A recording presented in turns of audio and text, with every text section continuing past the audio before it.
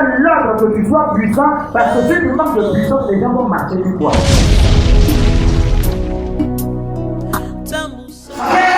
La puissance est là, vous l'avez appelé, il vient vous transformer. Je réveille parfait. Aujourd'hui.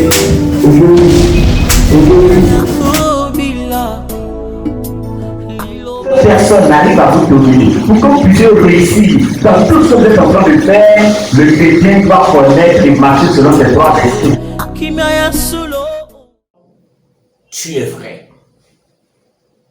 Jésus-Christ, tu es réel. Jésus-Christ, tu es capable. Dieu fidèle, Dieu réel, créateur de l'univers. Je te loue parce que tu es vrai. Je célèbre ta fidélité pour ce temps que tu rends possible. Que ton règne vienne et que ta grandeur soit manifestée encore au nom de Jésus-Christ. Amen. Que le nom du Seigneur soit béni. Enfant de Dieu, serviteur de Dieu, fils de Dieu, je bénis le nom de notre Seigneur qui rend ces instants possibles. Et je crois que ce matin, il va nous faire du bien par sa parole. Le thème que nous allons développer ce matin, c'est comment avoir la foi pour guérir. Comment avoir la foi pour guérir. Je suis malade, je veux expérimenter une guérison divine. Comment je peux avoir la foi pour expérimenter cette guérison divine? Ou encore, je suis serviteur de Dieu, ou je suis, je dirais, fils de Dieu. Fidèle, simple, je vais à l'église, je crois en Jésus-Christ tout simplement. Je veux prier pour quelqu'un afin que cette personne reçoive la guérison. Comment est-ce que je peux avoir la foi pour guérir? Comment je peux avoir la foi pour opérer, je dirais, cette guérison dans la vie de cette personne? Alléluia. Alors, nous allons lire la parole de Dieu. Donc, Acte 10, le verset 38. Je lis la parole de Dieu. Vous savez comment Dieu a oint du Saint-Esprit et de force Jésus de Nazareth, qui allait de lieu en lieu, faisant de bien et guérissant tous ceux qui étaient sous l'empire du diable, car Dieu était avec lui. Alléluia. Que le nom du Seigneur soit béni. Merci, Roi, de bénir ta parole que tu inspires au nom de Jésus-Christ. Amen. Que le nom du Seigneur soit béni. Alors, bien-aimé, il est important d'avoir la foi pour guérir. Parce que sans la foi, il est impossible d'être agréable à Dieu. Et sans la foi, il est impossible de faire de grandes choses. Et c'est pourquoi notre Seigneur nous dit que est-ce qu'à son retour, il trouverait la foi sur la terre. C'est l'élément le plus important qui est d'avoir la foi en notre Seigneur Dieu. Alléluia. Alors, d'où vient la foi?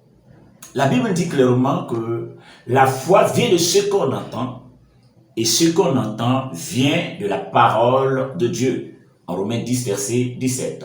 La foi vient de ce qu'on entend, et ce qu'on entend vient de la parole de Dieu. Alléluia.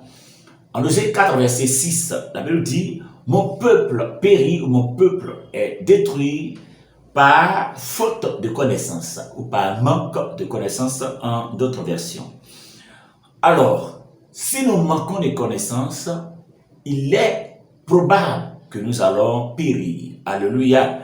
En Jean 8, le verset 32, la Bible dit que vous connaîtrez la vérité et la vérité vous affranchira. Affranchir, c'est rendre libre. Donc, si nous avons la connaissance de la vérité, cette vérité nous rendra libres. Gloire à Jésus-Christ. Aussi, il est écrit en Exode 15, le verset 26, que c'est Dieu qui guérit. Gloire à Jésus-Christ. Donc, la foi vient de ce qu'on entend. Et ce qu'on entend vient de la parole de Dieu. Et la parole de Dieu est la vérité. Donc, si nous avons connaissance de cette vérité, nous n'allons pas périr, mais nous serons réellement libres. Donc, il est important d'avoir la connaissance de la vérité qui est la personne de Jésus-Christ. Et ce Jésus n'a jamais changé. Alléluia. En Malachie 3, le verset 6, la Bible dit, le Seigneur Dieu, je suis le Seigneur Dieu, je ne change pas. Donc Dieu lui-même dit qu'il ne change pas, il reste immuable. Alléluia. Il ne change pas. En Malachie 3, 6. Nous avons aussi en Hébreu 13, le verset 8, la Bible dit, Jésus-Christ est le même hier, aujourd'hui et éternellement. Donc Jésus-Christ ne change pas. Dieu ne change pas. Amen, amen.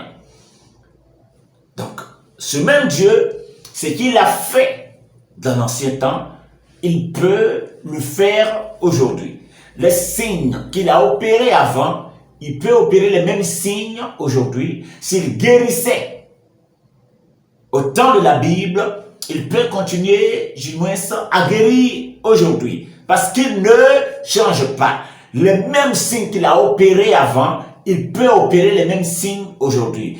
La guérison qu'il opérait dans la vie de plusieurs, il peut opérer la même guérison aujourd'hui. Alors pourquoi ne plus croire que Dieu a changé aujourd'hui, il ne peut plus faire de miracles? Effectivement qu'il peut encore faire des miracles. Il peut encore guérir des personnes. Ce n'est pas parce que des personnes rentrent dans un endroit obscur pour prendre le feu étranger afin de pouvoir faire leur propagande, je dirais, faire leur propre publicité par la guérison, que Dieu ne guérit plus aujourd'hui. Dieu guérit. Donc ce n'est pas parce que des personnes rentrent dans la magie pour essayer d'opérer des miracles que Dieu ne guérit plus. Dieu continue de guérir. Alléluia. Mais comment avoir la foi pour guérir? Cette guérison divine, ce qui vient réellement de Dieu, comment est-ce qu'on peut avoir la foi pour guérir? Alléluia. Donc c'est ce que nous essayons d'expliquer, de nous faire comprendre afin de pouvoir avoir cette foi-là pour guérir. Vous savez, ce n'est pas forcément une très grande foi qu'il faut avoir pour opérer des guérisons. La Bible dit que si nous avons la foi comme un grain de sénévé, un grain de moutarde, nous pouvons déplacer une montagne. Nous pouvons parler à la montagne se déplacerait. Mais sans cette foi, il est impossible de faire de grandes choses. Donc en réalité, lorsque nous avons accepté le Seigneur, Dieu nous donne des mesures de foi. Chaque personne a une mesure de foi. Alléluia. Ce n'est pas forcément quelque chose de grand, comme je le disais tantôt. On n'a pas besoin d'avoir une foi comme des oranges pour pouvoir opérer de grandes choses. La foi comme la moutarde peut déjà déplacer une montagne. Donc, plusieurs de ceux qui disent j'ai la foi, et moi j'ai la foi, j'ai trop la foi même. Je vous dis que la majorité de ces personnes ont certes cette foi, mais une foi complètement morte. Une foi qui n'est pas vivante. Une foi qui n'est pas active. Une foi qui ne peut rien faire. En fait, ce n'est pas uniquement d'avoir la foi, mais il faut avoir une foi vivante. Cette foi doit être vivante. Elle ne doit pas mourir. Elle doit vivre. Comme le livre de Jacques le dit, la foi sans œuvre est une foi morte, c'est une foi vaine. Donc si je dis que j'ai la foi et face à certaines situations, je n'expérimente pas cette foi et que je commence à pleurer, à partir de ce moment-là, quelle est la foi que j'ai? Mais j'ai la foi, mais face au problème, je suis complètement troublé, terrifié, je ne sais plus où mettre la tête. Bon, où est cette foi que je dis que j'ai? Donc, c'est par les œuvres qu'on peut expérimenter notre foi. C'est par des œuvres que nous pouvons prouver que nous avons véritablement cette foi en Dieu. Alléluia. Donc, on ne fuit pas face aux épreuves, on ne fuit pas face aux situations qui se présentent à nous, parce que c'est cette situation-là qui prouve que nous avons véritablement la foi en Dieu. Alléluia. Dans l'église primitive, il y avait autant de miracles que le Seigneur permettait aux apôtres d'opérer. Autant de miracles qui s'opéraient à l'église primitive par les mains des apôtres. Dans le livre des Actes des apôtres, Actes 5, le verset 15 jusqu'au verset 16, la Bible dit que les apôtres allaient de lieu en lieu pour opérer des guérisons. Gloire à Jésus-Christ. Et la Bible dit que Pierre et plusieurs autres croyants ont été envoyés dans des nations jusqu'aux extrémités de la terre afin de prier, afin d'imposer les mains aux malades et les malades seront guéris. Et la Bible dit encore en Marc 16, le verset 15 au verset 18, « Voici des miracles qui accompagneront ceux qui auront cru. » Je vais vous dire tout simplement que ce n'est pas seulement une promesse, mais c'est un signe qui montre, c'est une preuve qui démontre que nous avons cru réellement en Jésus-Christ. Vous voyez, il dit, voici des miracles qui accompagneront ceux qui auront cru. Donc la preuve que nous avons cru, il faut que des miracles nous accompagnent. En mon nom, ils déposeront les mains aux malades, les malades seront guéris. Vous voyez, en mon nom, ils chasseront les démons. Donc, des signes qui prouvent que vous avez cru réellement en Jésus-Christ et qu'il y ait des miracles, qu'il y ait des signes, des prodiges, qu'il y ait des délivrances sur ta route. Ces choses doivent vous accompagner. C'est alors, ou du moins c'est la preuve que nous croyons réellement en Jésus-Christ. Vous voyez, des miracles accompagneront ceux qui auront cru.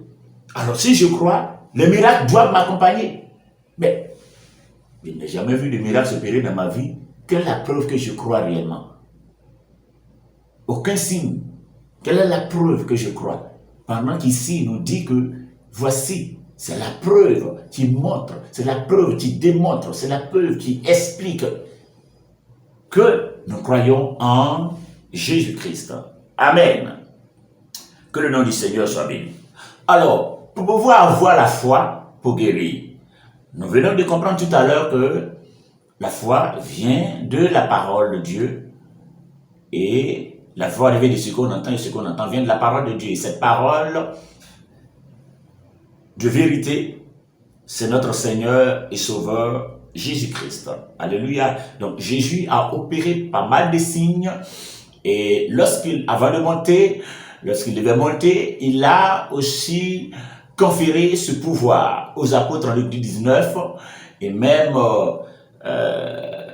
après sa résurrection, après les 40 jours, il va encore opérer les mêmes choses en donnant ce pouvoir afin que les apôtres puissent opérer des signes. Et la Bible montre clairement que, dans le livre des Actes des apôtres, que effectivement, les apôtres, pendant qu'ils nous enseignaient, il y avait effectivement des miracles, des signes, des prodiges. Pendant qu'ils priaient pour des personnes, il y avait des signes, des prodiges qui s'opéraient. Amen. Donc, il est important de connaître la source de la maladie, l'origine de la maladie. D'où provient la maladie? Parce que si je ne connais pas la racine réelle de la maladie, je ne saurais pas comment est-ce que je pourrais véritablement régler ce problème. Un problème que nous voulons traiter, un problème que nous voulons régler, il est important de connaître la source réelle de ce problème. Alléluia. D'où provient les maladies? Tant que vous allez mettre dans votre esprit que le mal que vous avez, c'est Dieu qui a envoyé la maladie dans votre vie. C'est Dieu qui veut que vous soyez malade. C'est Dieu qui veut que vous souffrez. C'est Dieu qui veut que vous soyez dans une telle position. Bien-aimé, le mal risque de durer là. Tant que vous ne mettez pas dans votre esprit que le vœu de Dieu est que vous soyez en bonne santé, mais si vous croyez que c'est lui qui a déposé la maladie dans votre vie, pour que vous restez dans la souffrance, vous restez toujours dans des pleurs, il vous sera difficile d'expérimenter la foi de la guérison. Parce que pour opérer la foi de la guérison, il nous faut comprendre que cette maladie qui est en nous n'est pas de Dieu. Alléluia, c'est l'un des premiers points. Il est important de comprendre que la maladie ne vient pas de Dieu. Alléluia. Y a-t-il des preuves à cela? Est-ce qu'il y a des preuves bibliques que cette maladie, ou du moins les maladies que nous avons souvent, ne viennent pas de Dieu? Nous allons examiner les Écritures. La Bible dit en Job, le chapitre 2, le verset 7, que lorsque Dieu dit au diable de toucher à Job, c'est-à-dire de faire ce qu'il voudrait de Job, mais de ne point toucher à son âme, la première des choses que Job va faire, c'est de commencer à lui lancer des maladies. Vous voyez? Il ne commence pas à détruire tout ce qui est autour de lui, mais d'abord, maladie. Et la Bible dit clairement là que c'est le diable qui a lancé la maladie sur Job. Il frappa de Job d'ulcère malin. Job 2, le verset 7. Donc le diable va frapper Job d'ulcère malin. D'autres termes, ulcère de Burili. Donc il va frapper Job d'un cas d'ulcère qui ne guérit pas facilement. Des plaies sur le corps de Job. Alléluia. Donc ici, c'est une preuve réelle que cette maladie est venue du diable. En Luc 13, le verset 11 jusqu'au verset 16, la Bible dit, Jésus dit à une femme qui était courbée que Satan lui tenait. Vous voyez, le Seigneur qui dit à cette femme qui était courbée et dont la guérison s'est opérée le jour du sabbat et les Juifs se sont plaints, la Bible dit clairement que cette femme était tenue par Satan. Donc le fait que cette maladie avait amené Job, comment on appelle, avait amené la femme à être courbée, Jésus n'expliquait pas cette maladie d'une manière scientifique pour dire que, bon, c'est parce qu'elle a peut-être arthrose, la arthrite ou elle a quoi encore, des maladies des os. Jésus ne dit pas tout ça. Il va dire tout simplement que cette femme était tenue par Satan. Alléluia. Donc l'explication spirituelle de la maladie. Nous avons aussi en Matthieu 12, le verset 22, une personne qui était aveugle. Et la Bible dit que lorsque Jésus a chassé l'esprit d'infirmité, le démon de cécité, cette personne recouvrit la vue. Alléluia. Donc il a fallu que Jésus-Christ chasse le démon qui était à la base de la maladie, qui était à la racine de ce mal, que cette personne puisse recevoir la guérison. Amen, amen.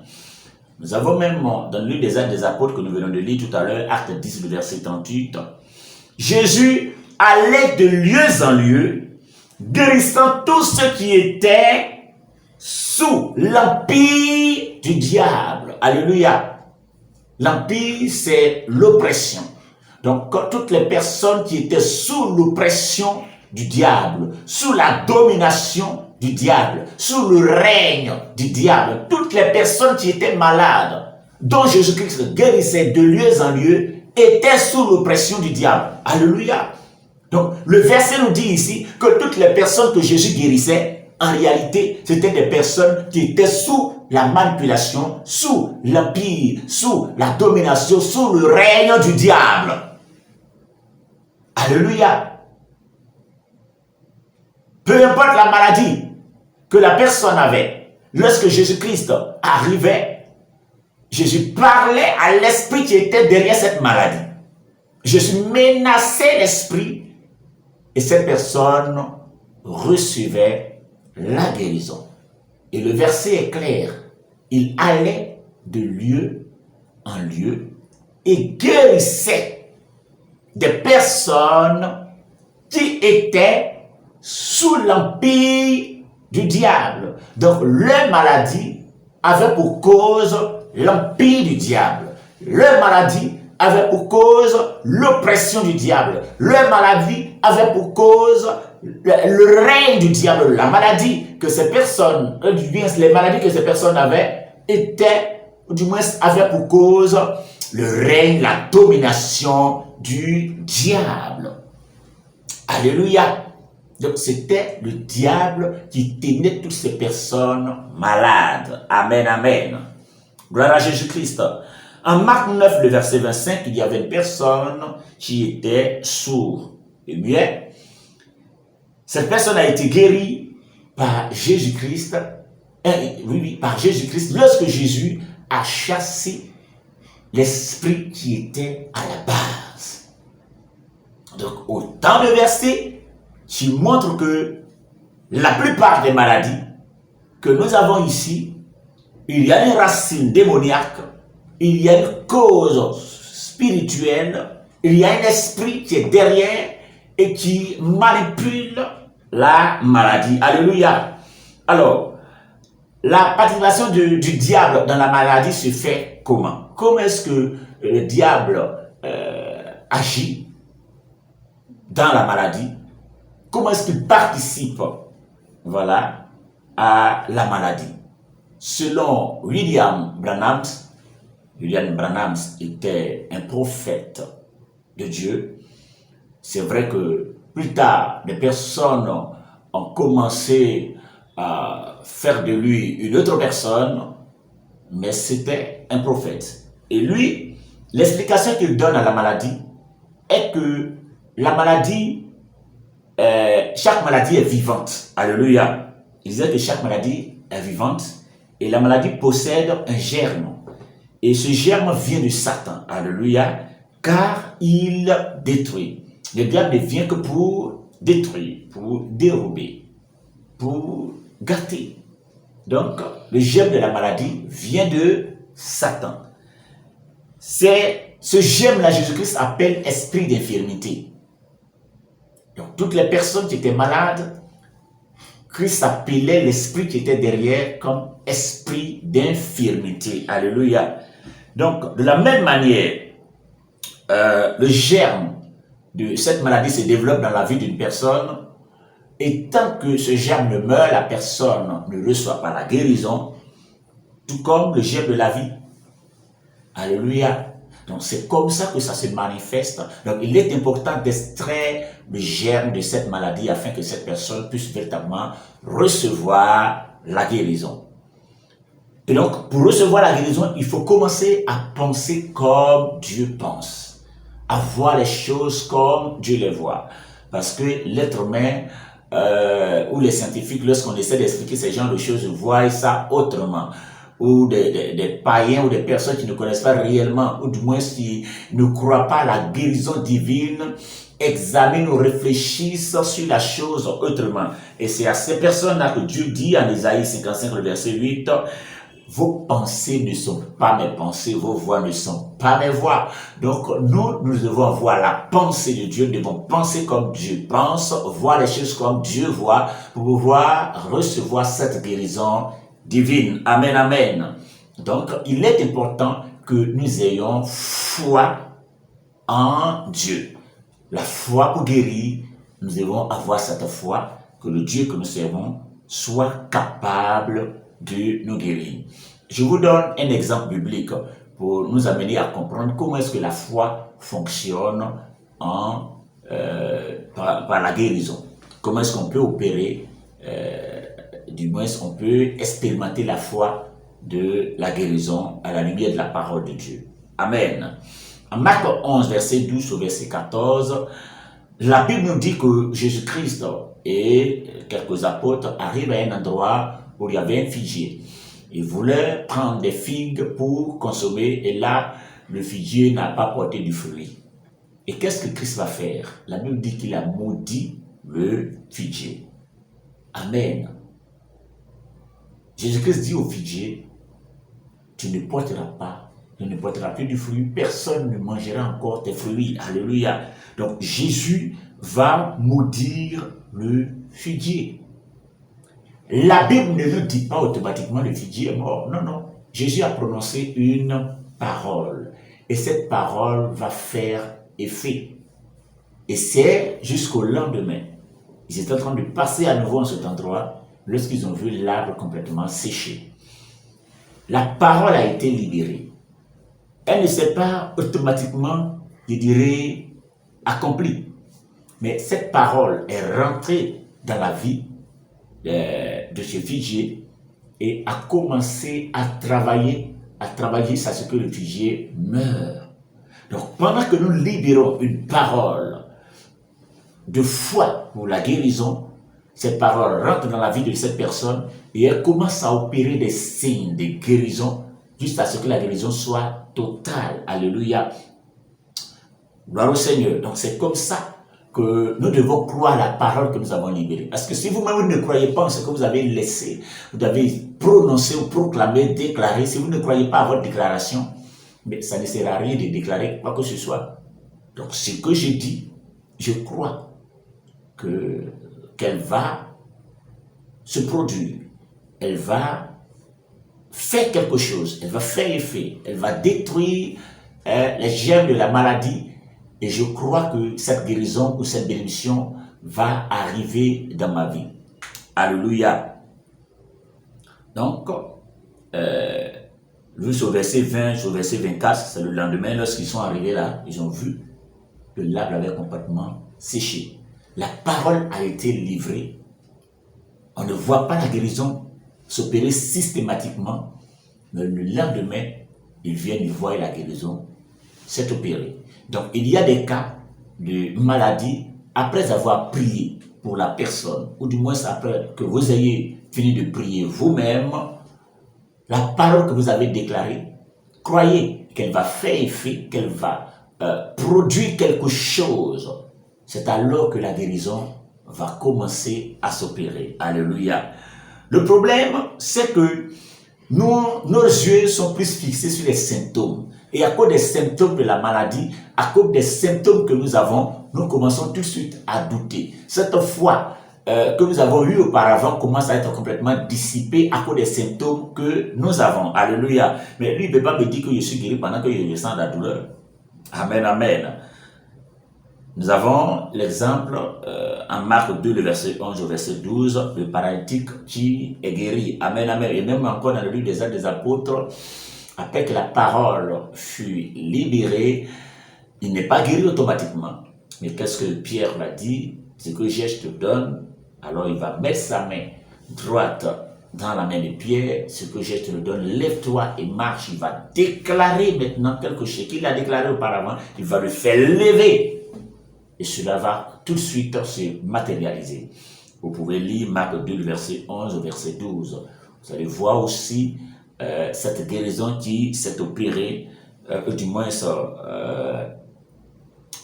la parole qui a été livrée par notre Seigneur Jésus-Christ, où le figuier est mort. Pas systématiquement, mais après. Pourquoi? Parce que la parole qui a été livrée, elle a commencé à faire effet dans le figuier jusqu'à ce que le figuier meurt. Amen. Donc, je le disais tantôt, le problème c'est que les doutes arrivent pour faire dissiper tout ce que nous avons cru auparavant. Comment est-ce que ça se passe? Il y a 4 sens qui se manifestent en nous lorsque nous prions pour la guérison. Il y a 4 comportements qui se manifestent en nous lorsque nous prions pour la guérison. Alléluia. Écoutez bien ceci, ce que je vais expliquer tout à l'heure. Il y a 4 comportements qui se manifestent dans la vie d'un être humain après avoir prié pour la guérison. Amen. Premièrement, il y a l'espérance. Amen. L'espérance dit que après avoir fini de prier pour vous, on espère à la guérison. Mais là, ce n'est pas la foi que vous avez manifestée. On venait de prier pour vous, vous espérez que la guérison va venir. Et donc, l'espérance, qu'est-ce que l'espérance va dire? J'aurai cette bénédiction, j'aurai cette grâce, j'aurai cette guérison. Ouais. Un de ces jours prochains, c'est clair que je serai guéri. Il a prié pour moi, il sait qu'un jour, Dieu va me guérir. Lorsque vous réfléchissez comme ça, lorsque vous espérez recevoir cette guérison comme ça, cette guérison ne va pas arriver. Il faut que je vous dise la vérité. Ce n'est pas la foi que vous êtes en train de manifester là. Après avoir fini de prier pour vous, j'espère recevoir la guérison. J'espère que la guérison va s'opérer. J'espère qu'un de ces jours, ça va aller. C'est qu'un jour, ça va aller. Un jour, je vais guérir. À cause de votre manque de foi, la guérison ne viendra pas. Donc, c'est le premier mauvais comportement. C'est l'espérance. En dehors de l'espérance, il y a aussi l'approbation. L'approbation, lorsqu'on quitte à la maison, on vient, on croit probablement que nous allons recevoir la guérison. Et lorsque nous arrivons, et qu'on prie pour nous, ou du moins si nous-mêmes, nous avons fini de prier pour nous-mêmes, l'approbation dit, waouh, c'est merveilleux. Normalement, je devais avoir la guérison, quoi. Je sais que, bon, de la manière ils ont prié pour moi là, normalement, il me semble que j'ai eu la guérison. Mais bon, de toutes les façons, comme je sens un peu là, sinon je sais que la guérison là, je vais avoir ça. Voilà, je vais avoir la guérison. Vous voyez? Normalement, il devait avoir la guérison, mais il me semble que je n'ai pas eu. Quand je suis venu là, il y a plusieurs personnes, les autres ont reçu la guérison, mais moi-même, est-ce que j'ai reçu la guérison aussi? Parce qu'ils sentent des douleurs. Les autres là, ils disent qu'ils sont guéris, mais moi, ils ressentent toujours la douleur un peu. Ça, c'est l'approbation. Normalement, il devait avoir, mais il me semble que je n'ai pas eu. Et qu'est-ce qui fait ça? Normalement, il devait avoir la guérison. Mais qu'est-ce qui fait que je n'ai pas eu? Ça, ce n'est pas la foi, c'est l'approbation. Et vous vous dites que probablement je devais recevoir la guérison. Mais qu'est-ce qui n'a pas fonctionné? Qu'est-ce qui a fait que je n'ai pas eu? Pourquoi les autres sont guéris et pas moi? Vous voyez? Donc, il y a encore des doutes, il y a encore la peur, il y a encore des craintes dans votre esprit. Et la guérison ne peut pas s'opérer comme ça. Alléluia. En dehors de cela, le troisième comportement, il y a le sens. Le sens dit que je serai guéri, ou du moins, je vais dire que je suis guéri quand je ne vais plus sentir de douleur. Parce que tant que je continue de sentir la douleur, c'est que je ne suis pas encore guéri. Un homme finit de prier pour moi, il me dit, tu es guéri. Bon, je suis guéri, pourquoi je ressens toujours la douleur? Vous finissez de prier, tu es guéri. Vous partez vous asseoir avec tristesse et désolation. Il dit, je suis guéri. Il y a comment il se ressent dans de fortes douleurs comme ça. Je suis guéri, comment et puis la situation est comme ça. Il y a comment il marche, je suis guéri comme ça. Vous voyez? Ça, c'est le sens. C'est-à-dire que vous regardez la douleur que vous avez. Vous regardez le mal que vous avez. Au lieu de vous concentrer sur la guérison, vous vous concentrez plutôt sur le mal. Vous vous concentrez sur la maladie. Vous vous concentrez sur la douleur pour abandonner complètement la guérison que vous recherchez. Au lieu de vous concentrer sur la guérison que vous pensez obtenir, vous vous concentrez plutôt sur la douleur qui est là, la douleur qui persiste. Amen, amen. Donc, vous voyez que là, ce n'est pas la foi. Donc, plusieurs qui pensent expérimenter la foi dans l'espérance, qui pensent expérimenter la foi dans l'approbation, qui pensent expérimenter la foi dans le sens, ce sont des personnes qui manquent de foi, ou du moins leur foi est morte. Ce ne sont pas des foi vivantes, ce ne sont pas des foi actives, mais des foi mortes, des foi qui, voilà, ne peuvent vivre. Alléluia. Maintenant, le quatrième comportement que nous devons avoir, et là, c'est la foi. La foi dit, oui, je l'ai maintenant. Quand bien même vous ressentez un peu de douleur, vous dites, je l'ai. Quand bien même vous ne sentez pas le miracle s'opérer, vous dites, j'ai ce que j'ai demandé. Je l'ai. J'ai la guérison. Pourquoi j'ai la guérison? Parce qu'il est écrit. Je ne me fie pas uniquement à ce qui a été dit, mais je me fie à la parole de Dieu. La Bible dit, comme la Bible a dit, donc je crois en ma guérison. Il est écrit, en Psaume 107, verset 20, il envoya sa parole pour les guérir. Et comme cette parole est venue, je sais que je suis guéri. La Bible dit, en Ésaïe 53, par verset 5, le châtiment qui nous donne la paix est tombé sur lui, c'est mettre sur lui que nous sommes guéris. Mais ce verbe est conjugué au passé, ça veut dire que je suis déjà guéri. Voilà. Il est écrit, en Psaume 103, verset 3, il dit qu'il pardonne nos iniquités, nous guérit de toute maladie. Donc peu importe la force de la maladie, je crois en ma guérison, je sais que je suis guéri. Il est écrit, en Exode 15, verset 26, c'est l'Éternel qui guérit. Alors je crois que je suis guéri. Vous voyez? Donc toutefois que vous allez croire dans votre esprit que vous êtes guéri, la guérison va s'opérer. Il est écrit, en Marc 16, verset 17, en mon nom, vous chasserez les démons. En mon nom, vous imposerez les mains aux malades. Les malades seront guéris. Alors que je suis un malade, qu'on m'a imposé les mains à la base, au-dessus de la base de la parole de Dieu, je crois que je suis guéri. Et donc, c'est comme ça que ça doit se manifester. C'est comme ça que la foi se présente. Vous voyez? Je suis guéri. Pourquoi? Parce que une parole est sortie. Et je me fie à cette parole. La parole de Dieu dit. Et je me fie à la parole de Dieu.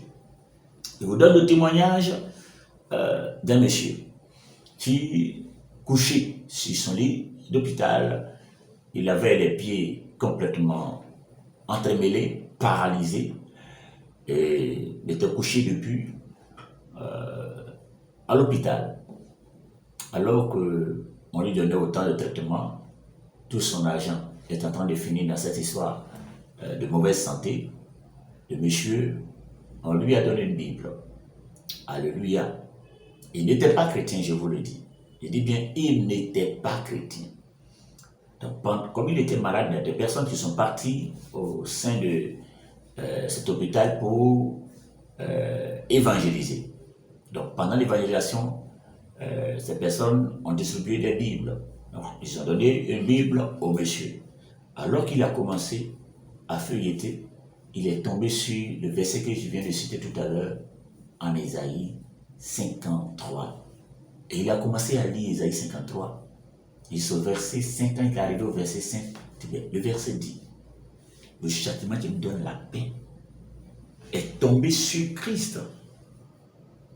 Donc si ce châtiment qui me donne la paix est tombé sur lui, par ses maîtres reçus, nous avons déjà reçu la guérison. Alors qu'il a vu ce verset, il dit, mais attends, si je crois en Jésus-Christ, et qu'il s'est sacrifié pour moi, et qu'il par ses maîtres reçus, je suis guéri, bon, qu'est-ce que je fais ici encore? Je crois en ma guérison, je sais que je suis guéri. Alors si je sais que je suis guéri, je me lève pour marcher et partir à la maison, parce que je suis guéri. Alors qu'il a essayé de se lever, les filles de salle, mais qu'est-ce que vous faites, monsieur? Arrêtez ça, mais vous faites quoi comme ça? Arrêtez. Il dit, je suis guéri. Mais attends, qu'est-ce qui lui arrive? Il est en train de devenir fou. Je suis guéri. Il a commencé à descendre du lit et il a commencé à avoir des vertiges.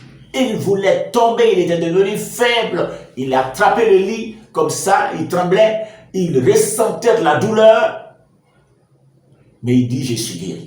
C'est-à-dire que l'approbation essaie de rentrer dans sa vie. L'espérance essaie de rentrer dans sa vie. Mais il dit, je suis guéri. Je ne vais pas laisser l'espérer, non, ça va aller, ça va aller. Je suis guéri. L'approbation, non, normalement, il devait être guéri puisque la Bible a dit ça. Il ne dit pas ça. Je suis guéri. Vous voyez, alléluia. Le sens me dit, mais tu ressens encore des douleurs.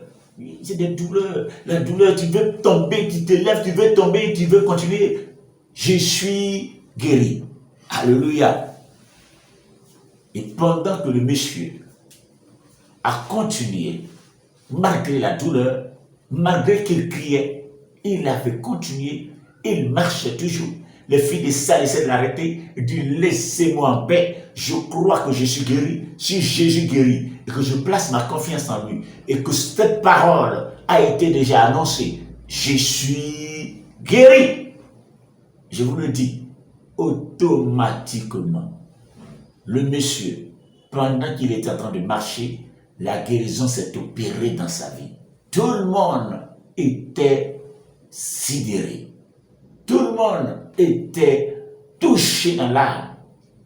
Attends, qu'est-ce qui vient de se passer? La foi l'a guéri. Et il est libéré totalement. Alléluia. C'est dans ce sens-là la Bible dit, allez et guérissez les malades. À Matthieu 10, verset 7 au verset 9. Nous devons aller prêcher la bonne nouvelle et guérir les malades. Dans Marc 16, les miracles doivent accompagner ceux qui croient en Jésus-Christ. Alors si je crois, la preuve que je crois est que les signes, des produits, des miracles doivent m'accompagner. Alléluia. Vous savez, enfants de Dieu que nous sommes, la Bible est claire. En Hébreux 11, le verset 6, sans la foi, nul ne peut être agréable à lui. Sans la foi, il est impossible de plaire à Dieu. Vous pouvez chanter, vous pouvez donner des offrandes, vous pouvez donner des dîmes, vous pouvez, je dirais, donner des véhicules, des maisons, vous pouvez faire tellement de dons. C'est bien, tout ça. Mais pour être agréable au Seigneur, c'est la foi. Alors, les situations arrivent régulièrement dans la vie des enfants de Dieu afin de nous amener à expérimenter la foi. Bon, la situation dans laquelle vous êtes est arrivée afin que vous puissiez expérimenter la foi. Le diable a frappé Job d'une ses malin afin d'expérimenter sa fidélité à Dieu. Il lui est resté fidèle et à la fin le Seigneur s'est glorifié dans sa vie. Peu importe ce qui arrive, reste fidèle à Dieu.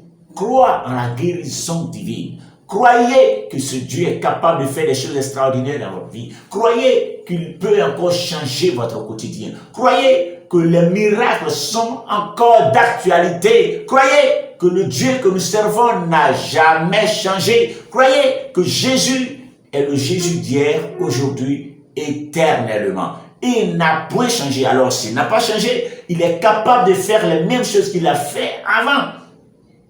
Pourquoi avez-vous peur? Pourquoi craignez-vous? Pourquoi ne pensez-vous pas que vous pouvez recevoir la guérison? Jésus veut vous guérir. Jésus veut vous guérir. Jésus-Christ veut vous guérir. Je veux prier pour vous. Pendant que vous m'écoutez, pendant que vous écoutez ce message, sois disposé. Crois que par la parole qui va sortir tout à l'heure, tu vas recevoir la guérison. Crois que cette parole qui va sortir tout à l'heure va rentrer dans ta vie, arracher les germes de la maladie et la guérison va s'opérer d'une manière définitive. Si vous croyez en cette parole, mettez la main là où vous avez le mal. Ou si vous avez plusieurs mots, posez la main sur la tête. Et vous allez saisir la puissance de la guérison par la foi. Vous allez croire au plus profond de vous-même qu'effectivement la guérison va s'opérer dans votre vie. Et maintenant, écoutez cette parole. Parce que la parole de Dieu a dit. Sur la base de cette parole qui est écrite en Psaume 107, le verset 20, il envoya sa parole et sa parole est guérie. Peu importe la distance que nous lit, peu importe l'endroit où vous êtes, cette parole que je libère, elle arrive jusqu'à vous et que la guérison s'opère au nom de Jésus. Peu importe l'esprit qui vous tient, peu importe la puissance des ténèbres qui vous tient, qui vous empêche de recevoir la guérison depuis l'esprit qui est à la base de la maladie. J'ordonne maintenant que cet esprit quitte, qu'il soit dissipé, que la guérison s'installe au nom de Jésus. Peu importe le mal que vous avez, reçois la guérison. Reçois la guérison. Recevez la guérison. Idolobos, Kindloba, Shanta, Rabape. And the flies from the block in my own Santo Robo Kinama Hoshama. Kéri. Reçois la guérison. Que le mal que vous avez au niveau du pied, que je vois maintenant, Kéri. Machabro Santa Rabape. Que le mal qui vous perturbe depuis des temps, je vois des troubles de mémoire, mais j'ordonne maintenant que l'esprit qui est derrière ces troubles soit dissipé, reçoit la guérison. Au nom de Jésus-Christ, peu importe le mal que vous avez, peu importe son nom, peu importe son origine, peu importe le temps que ce mal a mis dans votre vie, aujourd'hui, mais son règne prophète, guéri. Merci Jésus. Parce que la guérison arrive maintenant dans ta vie. La guérison, oui, c'est de toi que je parle. La guérison arrive maintenant dans ta vie, c'est de toi que je parle. La guérison arrive dans ta vie, tu reçois. À partir d'aujourd'hui, vous ne parlerez plus du cas d'ulcère que vous avez. Vous ne parlerez plus du cas d'AVC que vous avez.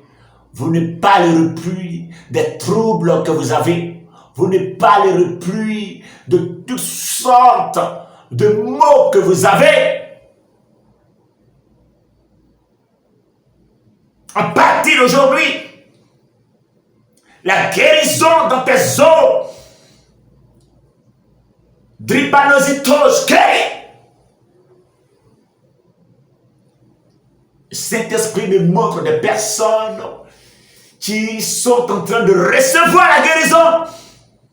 Ils me présentent leur image. Recevez la guérison. Guérissez. Merci Jésus pour ta puissance qui opère des signes de prodiges. Sur la base de ta parole, que la guérison arrive maintenant, parce que ta parole l'a dit, et que la guérison arrive au nom de Jésus. Merci Saint-Esprit, pour la puissance de ton nom qui s'opère, qui se manifeste. Merci pour la guérison que tu as opérée. Au nom de Jésus-Christ. Il faut écrire, il faut faire passer le témoignage lorsque vous allez finir la vidéo. Parce que j'ai vu la guérison s'opérer. Alors il faut faire passer tout simplement un commentaire la guérison qui s'est opérée à partir de ce message. Gloire à toi Saint-Esprit. Et libérer ton peuple. Au nom de Jésus que j'ai prié. Merci Jésus. Amen.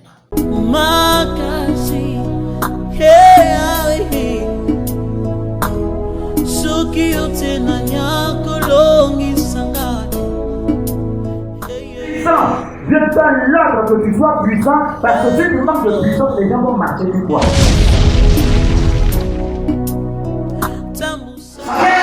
La puissance est là, vous l'avez appelé, il vient vous transformer. Parfait. Aujourd'hui.